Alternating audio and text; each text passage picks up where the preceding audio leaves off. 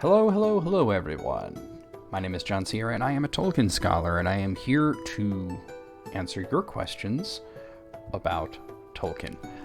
Whether it's his works, or himself, or anything of the like, that's what I'm here for. Now, if you want to ask me a question, you can do so any way that you wish. You can leave a comment or whatever, but if you want one to be featured in a video, if you take a look at the link in the description, you will find a link to my Quora account. And also, you will find a link to my Quora space, which is called the Grey Havens. I just created this along with my friend Alice just a few days ago. And all of my answers will be posted there, as well as if I see anything else that I like on Quora, I will share it to there. And I've invited a few other people to contribute to the space as well. Of course, if you also want to contribute to the space, you can feel free to apply, and we'll look at your account and, of course, let you in if you're, not crazy or a troll or anything like that. But anyway, let's get your questions. We have 17 questions to get to this week, so let's get right to it. Okay, so we're going to start off with a question from Scott Morgan, who asks, why did Saruman betray Eru and side with Sauron? If you really look at the personalities involved, Saruman had a lot of the same qualities that Sauron had. They were both Maya of Aule. They also, he wished to be in charge. He wished to maintain order over Middle-earth. He sided with Sauron, as you say, but he was really trying to use the Dark Lord and usurp him, which is something that Sauron was fully aware of from the get-go. From the very first moment that they communicated, Sauron saw his mind and his plans and everything. He saw right through everything. The voice of Saruman was useless against Sauron. As to, what brought him to that point, Saruman was a jealous guy. He was jealous, he was prideful, he was impatient, he was short-sighted. He didn't really care about people all that much. He cared about power, he cared about artifacts, he coveted the One Ring.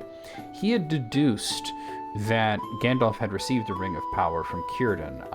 This was from the book Unfinished Tales, where it's mentioned that the White Messenger, referring specifically to Saruman, had become aware that Círdan had passed a Ring of Power on to the Grey Messenger, which is Gandalf, and that was the beginning of sort of the animosity and the jealousy and the hatred between the two. I shouldn't even say between the two, just really on Saruman's part, and it led to him coveting greater things and wanting to be more loved than Gandalf. And of course it led to his fall. Saruman never learned the patience that the Valar wished him to have, and his litany of personality flaws was what led to his downfall. Okay. All right, next question. This is from Adam Stevens. When the hobbits finished their quest, did they go back to their old diets of second breakfast, 11sies, etc., or had their typical number of meals decreased afterward? So, it's an interesting question. I don't think anybody's asked that before. At least I've never heard that before. I can't imagine that they wouldn't just go back to their typical diet. According to Tolkien, hobbits eat 6 meals a day, when they can get it. Meaning that it's their ideal to eat 6 meals a day. And those meals are breakfast, second breakfast, and by the way, second breakfast and 11sies are actually the same thing. The reason that they were said separately in the film and that there's 7 meals is really nothing more than Peter Jackson thought it was funny, and he was right, it was funny. But anyway, there's breakfast, there's second breakfast, luncheon, afternoon tea, dinner, supper. Those are the 6 meals that they eat if they can get that. Now, if they can't get all 6 meals, they just make do with less, but if they can, they will.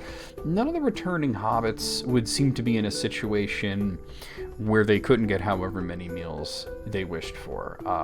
2 of them were already from very wealthy families, talking about Peregrine and Meriadoc. The Tooks were wealthy, the Brandybooks were wealthy, Frodo had inherited all of Bilbo's wealth, and then of course there's Sam, who wound up inheriting Frodo's wealth and his house and everything. So none of them were in like a situation where they were in poverty and they couldn't eat 6 times a day if they wanted to, and of course they wanted to. Not to mention that even on his own, Sam became the mayor. He had a successful career afterwards, and he had to have been making some good money to support 13 children. So, yeah. I can't imagine that they would just start to eat less just because they had become accustomed to it during 1 year of their lives, as opposed to, however many decades they were eating, 6 meals a day. So I'm sure they went back to the way they were. Okay, next question. This one's anonymous, and this is the one from the thumbnail. Did Feanor's sons completely fulfill their father's oath? Kinda? The two survivors, the two surviving sons of Feanor, which is Maglor and Maethros, they did indeed recover Silmarils, but did they actually fulfill the exact wording of the oath? In the Silmarillion, we don't get an exact wording of the oath. We're just told that they took an oath to recover the Silmarils and slay anyone who got in their way. But we learned from the history of Middle-earth what the exact wording of the oath is, and I'm going to read you that. Be he friend or foe, be he foul or clean, brood of Morgoth or bright Vala, Elda or Maya or aftercomer, man yet unborn upon Middle-earth. Neither law, nor love, nor league of swords, dread nor danger, not doom itself, shall defend him from Feanor and Feanor's kin. Whoso hideth or hoardeth, or in hand taketh, finding keepeth, or afar casteth a Silmaril. This swear we all, death we will deal him ere day's ending. Woe unto the world's end. Our word hear thou, Eru All-Father. To the everlasting darkness doom us if our deed faileth. On the holy mountain, hear in witness, and our vow remember Manwë and Varda. So, they did recover the Silmarils. You may say they did not fulfill the exact wording of the oath, though. They were supposed to slay anybody who hid them, hoarded them, took them, kept them, or cast away the Silmarils, but they didn't do that in the end. They just stole the Silmarils. They had been recovered from Morgoth by the host of the Valar, and we're not told exactly, but they were likely in Eonwë's possession, and the two remaining Silmarils at least, and the two sons that remained just stole them from the camp of the host of the Valar. Interestingly, they also wound up doing things that were forbidden by the oath, because one of them kept it and then cast himself and it into a fiery pit, while the other cast his into the ocean.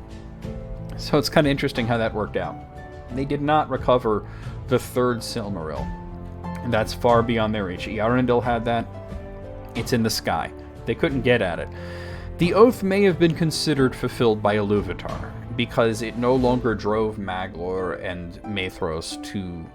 Maethros died, but it no longer drove Maglor to attempt to get himself into sky somehow and recover the third Silmaril from Eärendil. And he had one, and he cast it into the ocean, and it burned him. So I think that the moment that they touched the Silmarils, they were freed from the oath, but did they actually fulfill it word for word? I would say kinda. It really depends on just like how much you want to, be a nitpicker in this sense. Okay. All right, well, moving on, I have another anonymous question. In The Hobbit and The Lord of the Rings, how would Gandalf react if someone accused him of always leaving right before important events and battles and suggested that he was a coward, letting others fight and leaving under mysterious pretenses a lot? He'd probably just call that person a fool, if we're being honest. You fool, that would be his reaction. Thorin did make somewhat similar accusations in The Hobbit. He got shut down.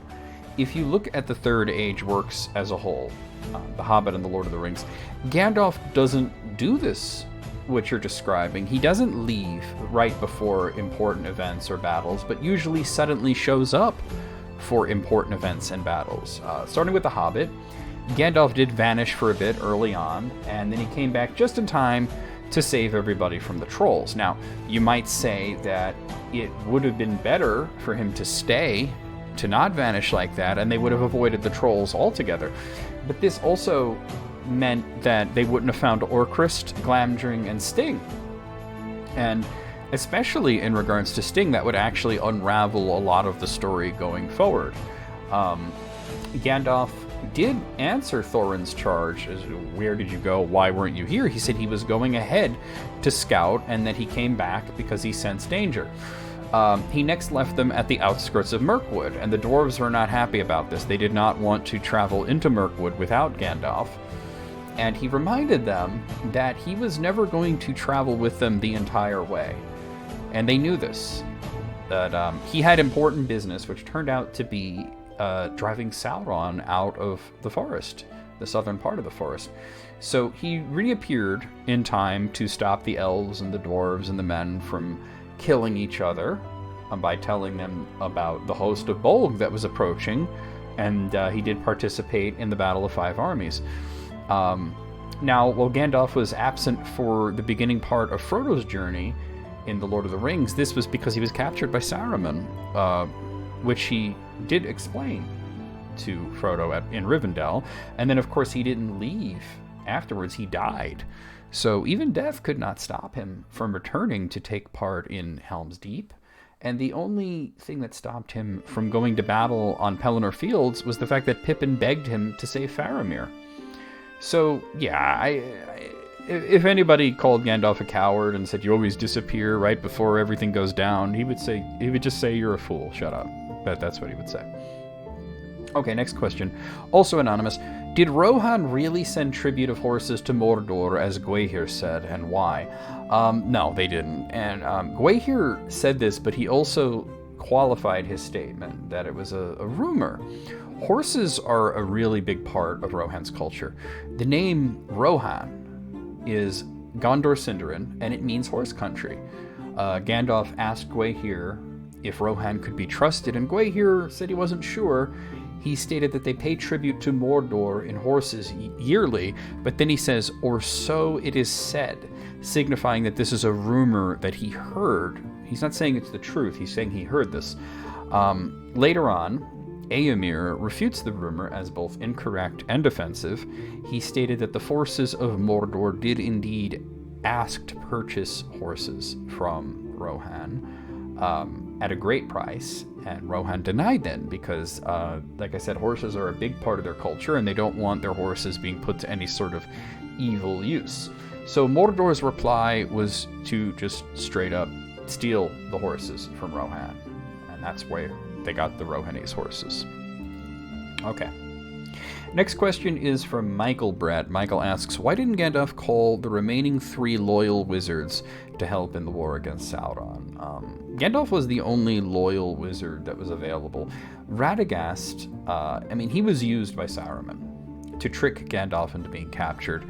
And it's the only mention of him that we have in The Lord of the Rings. We learn from other materials that he basically vanished after this. He didn't participate in the war, and eventually he was just not seen anymore.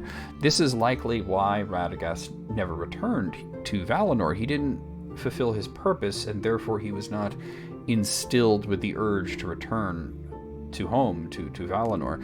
Radagast was, for all intents and purposes, out of the picture. The other 2 wizards had traveled to the lands to the east and the south, and Tolkien initially did say that they were failures in their mission, although later he said that they did do important things in undermining Sauron's forces in these areas, but either way, they were too far away, and they were not in contact with Gandalf. Okay. All right, next question, and this one is anonymous.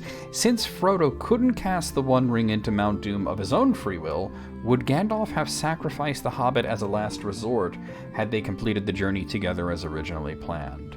Oh, no. If Gandalf did that, he would be betraying his mission, he would never return to Valinor, and he would basically be, in Tolkien's eyes, as bad as Sauron was. If Gandalf had been there rather than Gollum, what he would have offered Frodo in that moment was the same thing that he would have offered, that he did offer Bilbo, which allowed Bilbo to give up the One Ring. Friendship, support, wisdom. Gandalf was successful because he forged friendships with all of the races and he brought people together. The idea of sacrificing Frodo in this manner would be something that Morgoth would do, casually destroying a life for his own means. Frodo wasn't forced to take the ring. He wasn't forced to go on this adventure. No one could be forced to do so. It all had to be voluntary. The good guys in Tolkien's world don't operate like that. Even going back into the early history, after Morgoth destroyed the two trees of Valinor, the Valar asked Feanor if he would surrender the Silmarils to restore the trees. And he said no. Feanor was having a lot of emotions at the time, and Aule had said, hey, everybody kind of needs to back off the guy. He needs time to process everything. But the important thing is that even the Valar could not force him to give up the gems to restore the trees. Or rather, they could do that, but they wouldn't do it. They would consider that an evil act. It didn't matter because the Silmarils had already been stolen by Morgoth, but in that whole section of the Silmarillion, Tolkien points out that had Feanor said yes, even though they weren't available, that they had been stolen, his actions would have been different later. He would have been a better person. He wouldn't have killed his own kin. A lot of the things that happened later wouldn't have happened the way they did. But Feanor was in this position where he felt like he was surrounded by enemies. So... And that's because of Morgoth, but let's not get into it too deeply, but... We're going back to Gandalf. Gandalf was one of the wisest that there ever was. And he knew that no good could come from kinslaying, so he wouldn't have sacrificed Frodo, no. Here's another Gandalf question, and this one's anonymous. What is the name of Gandalf's sword? I did mention it earlier. His sword is called Glamdring. He found Glamdring in a troll treasure hoard in The Hobbit, along with its mate Orcrist, which was taken by Thorin Oakenshield, and there was a similar small dagger, which was taken by Bilbo Baggins, and he named that Sting. The sword had runes on it, and Gandalf couldn't read them, but he brought them to Elrond, and Elrond was able to read them. And he identified it as Glamdring, which is a sword forged in Gondolin and used by the king of Gondolin, Turgon, during the First Age. Glamdring means, it's Sindarin, it means foe hammer. It comes from the word glam. Now, the word glam means like a loud, confused noise, such as what is made by a large body of orcs, for example. So, elves were calling groups of orcs a glam, and orcs were their foes, so you can see where the foe part comes from. And then we have the other part of it. We have dring, which means to beat or strike, and like with a hammer. So you can see how Glamdring becomes foe hammer, and the orcs called the blade beater, and they also called Orcrist biter. A little bit of extra information there for you. All right, next question. This is anonymous, but this is a really good question, I think. How long could Eldarion have lived? Eldarion, of course, was Aragorn and Arwen's son, and we don't really know much about him, but how long could he have lived? And I think that he would have lived longer than his father did. I think Tolkien obliquely sort of hinted at that. We do know that Aragorn lived to be 210 years old.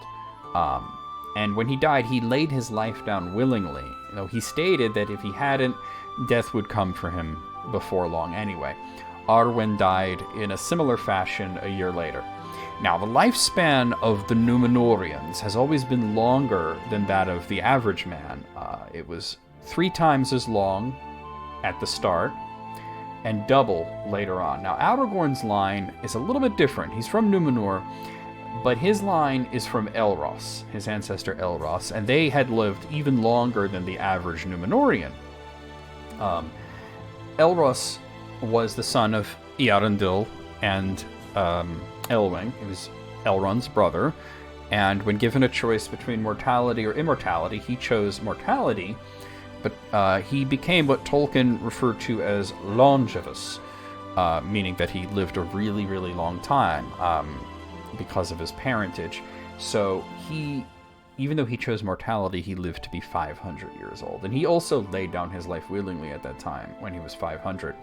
So the line of Elros like all Numenorians, wound up dwindling over time. Their lifespans got shorter over time. So Aragorn lived to be 210. That's less than half of Elros, 60 generations later. Now, consider that Arwen was already 3,000 years old when she chose mortality. And she was not said to be nearing death when she laid down her life, but she basically died in grief. It just seems that elves who choose mortality get a much longer span of life, and that Arwen, being Eldarien's mother, might have rejuvenated some of the lost longevity of Elros's line going forward. Now, the reason I think that Tolkien actually hinted at this, well, let's look at when Eldarien was born. He was born in the first year of the Fourth Age, meaning that it was the next year after Elrond sailed west. So, and that was in 3021 of the Third Age. So Aragorn was 91 years old, or let's not say that because it's confusing. Let's say he was in his 91st year. We know that Aragorn was born in March. We don't know what month Eldarien was born in, just the year. So his father might have been 90, it might have been 91, depending on when Eldarien's birthday is. So for simplicity's sake, we'll just say he was in his 91st year. That's the way that we'll choose to say that. So let's use a little bit of mathematics here. Aragorn died at 210 years old, meaning that Eldarien, at the time of his father's death, was 119 years old, and when his mother died, he was 120 years old. And then that's, of course, when he was 119 years old and his father died, he became the king of Gondor and Arnor.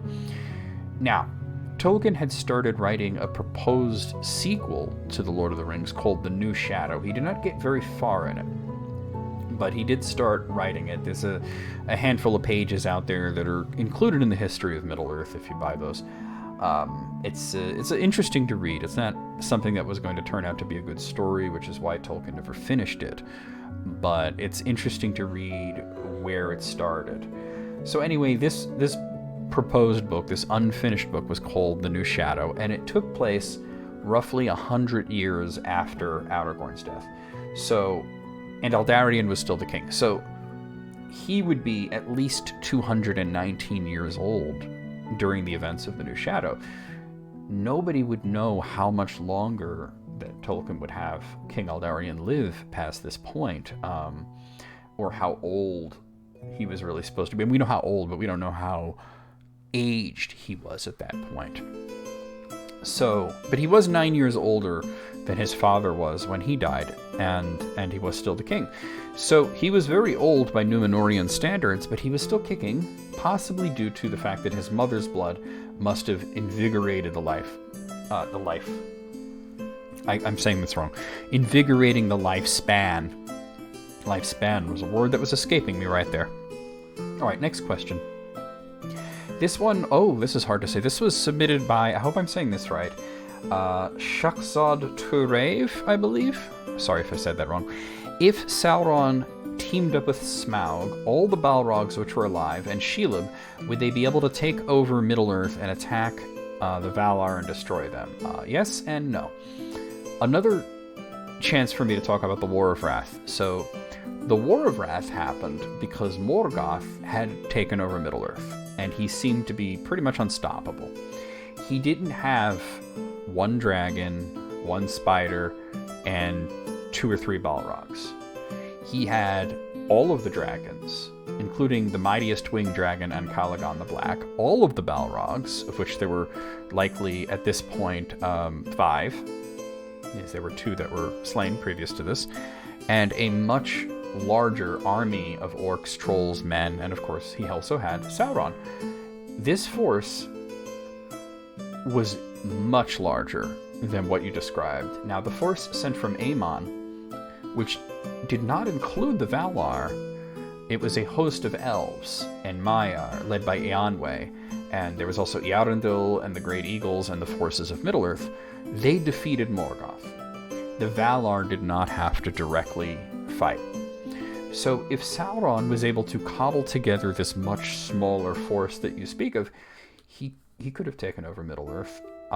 Even without that force, he could have taken over Middle-earth. Only the destruction of the One Ring was ever really going to stop him from taking over Middle-earth, because he would just keep trying. Even if he's defeated, he keeps coming back and he keeps trying while the men become weaker and the elves leave. So let's say the One Ring doesn't get destroyed. He takes over all of Middle-earth. He can do that. But can he really assault the Valar and defeat them? No. Now, he is a Maya, and as a Maya, he certainly has the ability to use the straight road. But there's nothing stopping, say, a Iluvatar from waiting until they're halfway there and then getting rid of the straight road.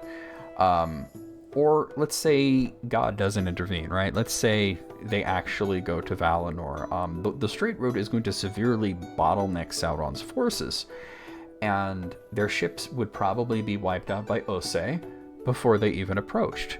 The only survivors might be, well, Smaug, because he can fly, right? But can he fly all the way across the ocean?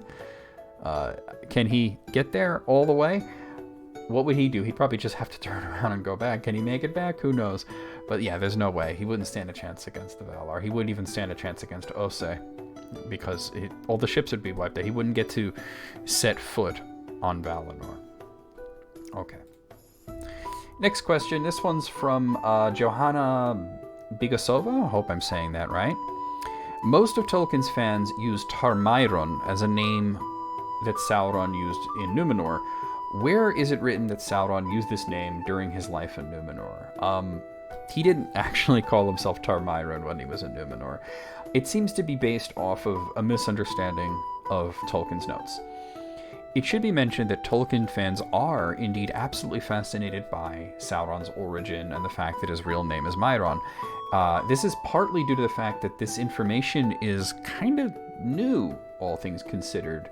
It came out in the later editions of, the later volumes, I should say, of the history of Middle-earth, as well as the nature of Middle-earth, that he was called Mairon, and the stuff about his origin and everything. I think the name actually came from the nature of Middle-earth, which was even later.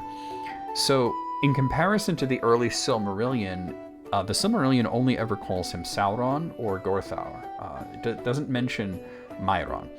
So, Tolkien's later notes, which was published across all these other books that I mentioned, state that Mairon the Admirable was his true name, and that he called himself Tar-Mairon, which means Admirable King, until after the downfall of Numenor.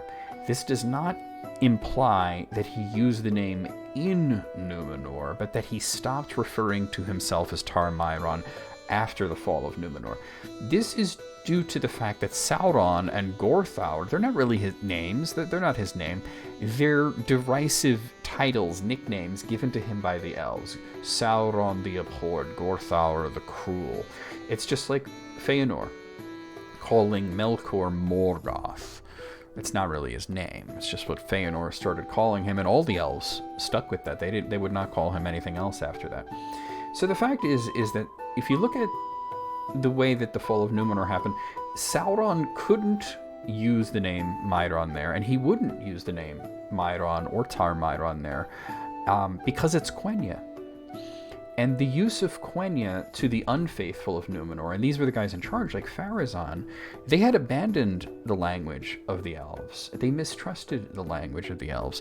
This is why Numenor's final king, the one whom Sauron seduced and manipulated, he did have a kingly name Tar-Kalion, which is Quenya, and it means the Golden King. And that was what was recorded in the Numenorian records, but he didn't actually use Tar-Kalion. He called himself Ar-Pharazôn. It's the same thing, the Golden King, but it's in Adunaic, which is a language from Numenor, and not Quenya, which is a language of the elves of Aman. Furthermore, Sauron was facilitating the decline of faith in Middle-earth and positioning himself as a friend of the king, so he wouldn't use the term Tar, which would be calling himself king, nor would he use anything Quenya. He would speak Adunaic. So, for the record, the name that Sauron was called in Numenor was the Adunaic name. He was called Zigur, which means sorcerer.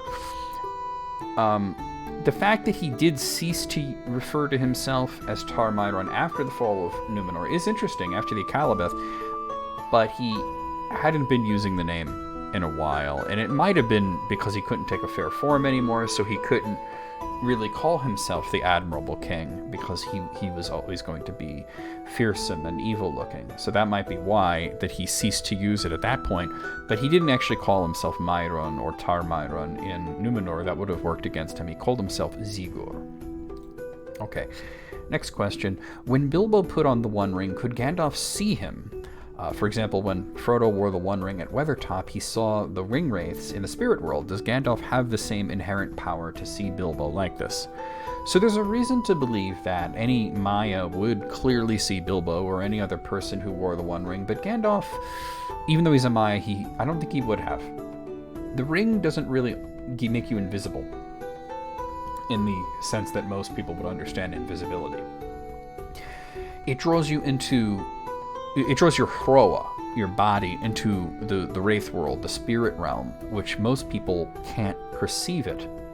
So basically, it's because you're kind of not there. You're not in the real world. You're in the spirit world. And if you're unable to see the spirit world, you're not going to see that person that's there. The Nazgul are able to see Frodo clearly, much more clearly than they can see living people or people that are not in the spirit realm, due to the fact that the Nazgul are already fully in that world. They are wraiths. The Ainur can almost certainly see anybody who wears the ring because they exist on that spiritual plane as well.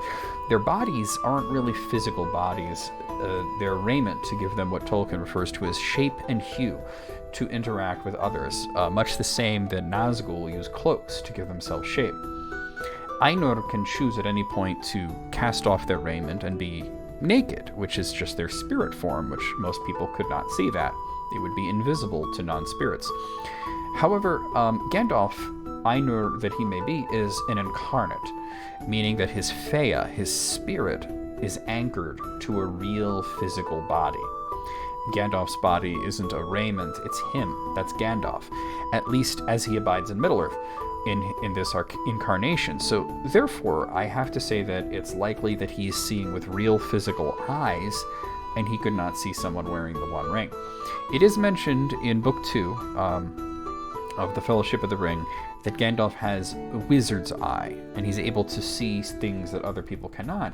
In particular, the fact that Frodo's shoulder and the arm around his mortal wound was slightly transparent, meaning that his vision, that he was seeing less of Frodo than an average person might, because he was seeing some slight transparency there, because Frodo was partially made into a wraith before he was saved by the elves. So yeah, I don't, if Bilbo or whoever puts on the ring, they would be just as invisible to Gandalf as anyone else. Okay, next question is from, I hope I'm saying this right, Mud Akil? Hope I'm saying it right. Why did Frodo choose to go to the mines of Moria instead of the other locations his party members suggested? There's two main reasons here. The first reason is that there really weren't other good options. Other than Moria, they could have taken the Pass of Rohan. This was Boromir's idea. Gandalf advised against this because it was unsafe, because it would bring them way too close to Saruman and Saruman's spies. There was also Carithris. They had already tried Carithris. It didn't work out, and then they could turn back. That really wasn't an option. They didn't feel that they could turn back. So choosing Moria over Rohan, the Gap of Rohan, makes a lot of sense. The second reason is that, it seemed that Gandalf is deferring to Frodo's choice, and so is Boromir in this case. It was really Frodo deferring to Gandalf's wisdom, despite the fact that Boromir was against going to Moria, Aragorn was against going to Moria, Legolas was against going to Moria. The only other viable option was to turn back, and they didn't really want to do that. They could try to cross the Misty Mountains from a different pass to the north, but those were well-known roads that were watched, and they weren't safe. They weren't secret, and this was a stealthy mission from the outset. So, the Pass of Rohan, that also flew right out of Frodo's mind, because as they were having this discussion, a flock of birds that were sent by Saruman to spy on the area came overhead, and he was like, yeah, Moria, let's go. So Saruman couldn't see them in Moria. He didn't have spies that can get in there. Okay. Next question is from Jeff Deeg. Once again, I hope I'm saying that right. Sauron was known as the necromancer, but wasn't known to be Sauron. Does this imply that evil sorcerers weren't unheard of, that there were others? Yeah, it does. It does hint that there were evil sorcerers out there and that they were a known thing, but it also acknowledges the history of the character of Sauron. The earliest appearance in Tolkien's writings of the character that would eventually become Sauron was Tevildo, the Lord of Cats. And this was in very early drafts of the story, Beren and Luthien. And, by the way, it's included in the novel version, which, is this it? Oh no, that's Children of Húrin. Oh, where is my Beren and Luthien? Oh, it's too far away. I was going to show you the image of Sauron, or Tevildo in there. Oh well, some other time. Tolkien had a thing about cats. He didn't like cats.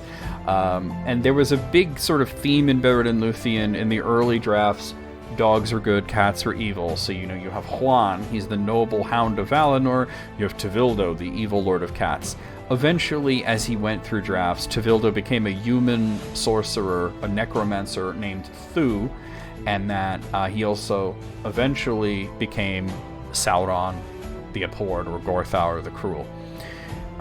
Meanwhile, The Hobbit was an unrelated work at first, but it had a necromancer in it as a far-off but still influential villain, something dangerous. It's where Thrain was found by Gandalf, and the very important reason that Thorin's party absolutely could not go south around Mirkwood, because it would bring them close to Dol Guldur, where the necromancer was. So, then the sequel, Lord of the Rings. The Lord of the Rings was initially also an unrelated work, but it was connected to The Hobbit, but it wasn't connected to the Legendarian.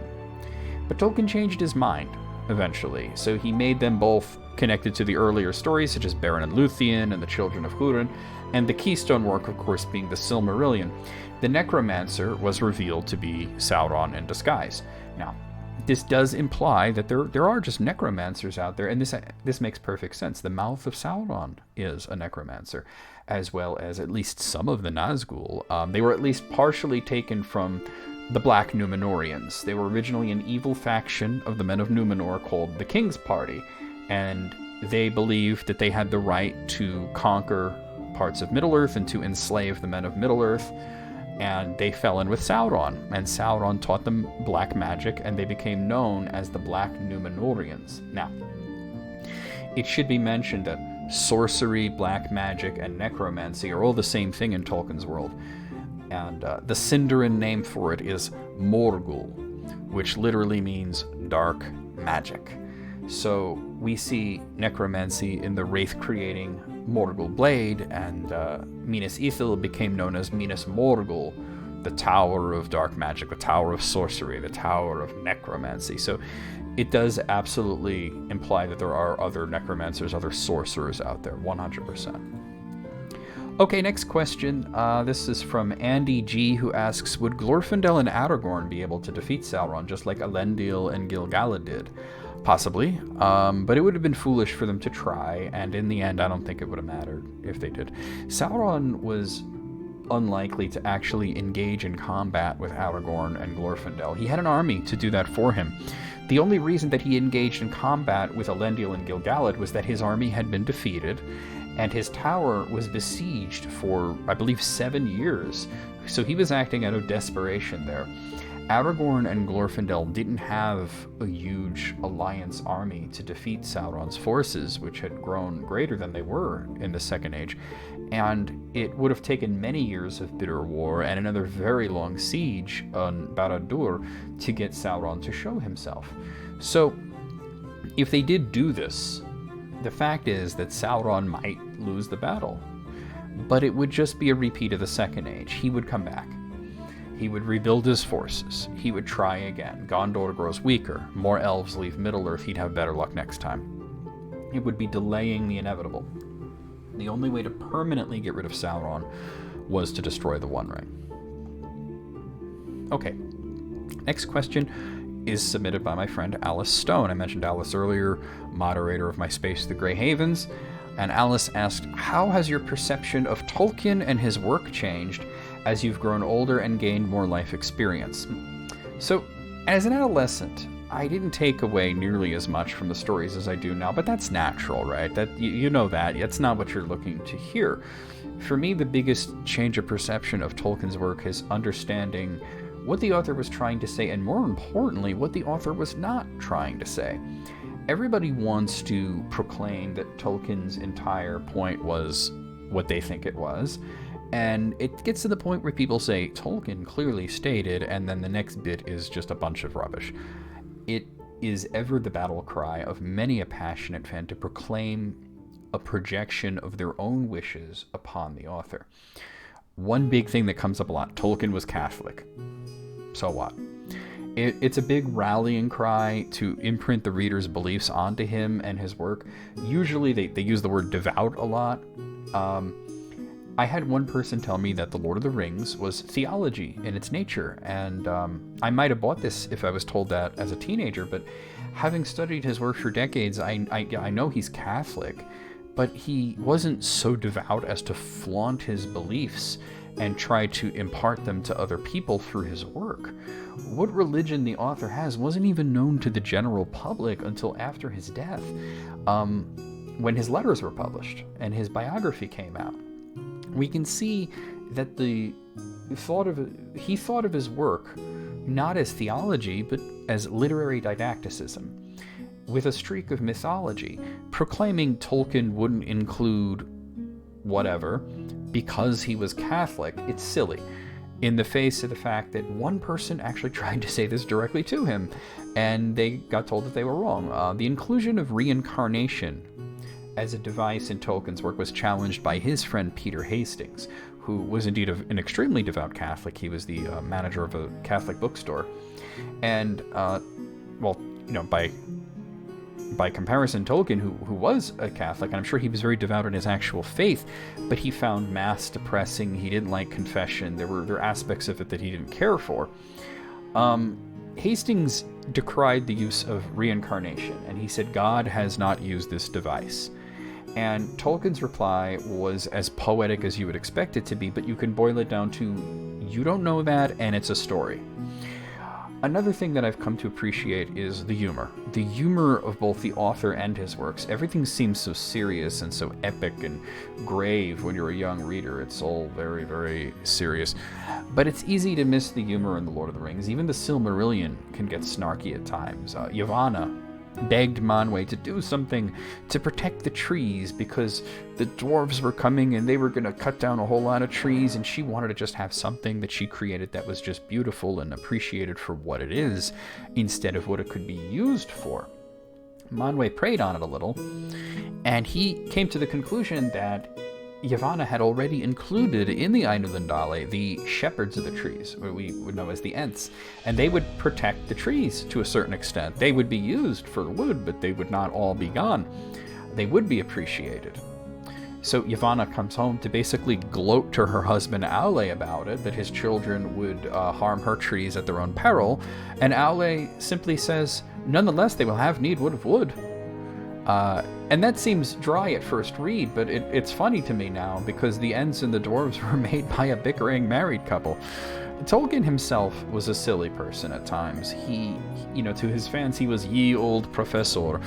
But to his neighbors, he was the man that dressed as an Anglo-Saxon warrior or a Viking and grabbed an axe and ran at them shouting. To his students, he would come in dressed as Chaucer and boom out the words. He showed up to a New Year's Eve party with C.S. Lewis, and they were dressed as polar bears. And it was not a costume party. He was the guy who made fun of C.S. Lewis by basing Treebeard off of him, and the fans that were lucky enough to converse with him, to them, he was still a goofy guy. He proclaimed that cats were the fauna of Mordor, and he told a reader asking how Sauron's spirit could carry the One Ring from Numenor to Middle-earth to stop overthinking it. He just did. And whenever he was asked why didn't they take the eagles to Mordor, he answered the same way every time. He would say, "Shut up." So that's the other thing, is that Tolkien was a very funny guy. All right, final question. And this one's from Luke Smead, and Luke asks, why did Gandalf say, "Go, swords are of no more use here," to Aragorn in Fellowship in the Mines of Moria, when the characters of earlier ages fought Balrogs with swords? Because it was not Gandalf's intent to fight the Balrog, but to escape the Balrog. Balrogs are not only incredibly powerful, they're also incredibly fast. At the end of the Years of the Trees, they traveled from Thangorodrim to Lamath in mere moments to aid Morgoth in the fight against Ungoliant. The Fellowship had no chance of escaping them, so Gandalf's idea was to jam up the Balrog, to talk it down. That didn't work. He basically was trying to delay it so that everybody else, especially Frodo, could escape. The most important thing was the destruction of the One Ring. Gandalf managed to use his power to break the bridge of Khazad-dûm, sending the Balrog into the abyss. This would certainly let them escape. The Balrog was fast enough, however, to ensnare Gandalf with its whip, as he fell. Even after this, Gandalf fought the Balrog for 11 days. It was also mentioned that the Balrog was trying to get away from him, and Gandalf's main motivation wasn't only to end the threat, but also to find his way out of the mountains. He didn't know the way out, but the Balrog did. So he had to keep following it, and once it was outside, he absolutely had to end the threat. It was too powerful. Now, in the canon legendarium, meaning not the earlier drafts, no one has ever fought a Balrog and lived. Glorfindel died, Ecthelion died, Gandalf died. It isn't mentioned who slew the Balrogs that were at the War of Wrath, but no named character has ever done this feat and survived. Gandalf was willing to sacrifice himself so that everybody else would escape. Their swords were of no use because Aragorn, Boromir, the Hobbits, Legolas, Gimli, them fighting the Balrog was not going to help. It was only going to harm their goal, which was to get out, to get to Mordor, to destroy the One Ring. That was the only thing that mattered. Also, one last thing. I want to mention that you're incorrect in the assumption that Balrogs were fought with swords. Glorfindel didn't use a sword to kill the Balrog during the fall of Gondolin. He used a knife, actually.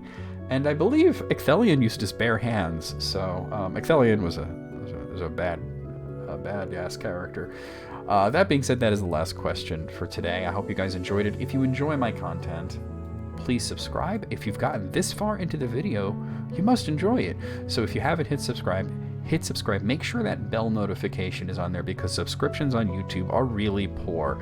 You can subscribe, but they might send you a video every once in a while. If you want to be notified of all the videos, make sure that you hit the bell and then you select all notifications so that you get the notifications. I don't upload all that much, but when I do, I'm sure you want to see it. You made it all the way through this video, didn't you? 47 minutes long. This is one of my shorter ones even. So I'll see you guys next time. And we have the last part of the iceberg. I know I haven't put that up yet. I will do that soon. I've just been very busy with setting up the new Quora space and everything. We'll see you guys next week.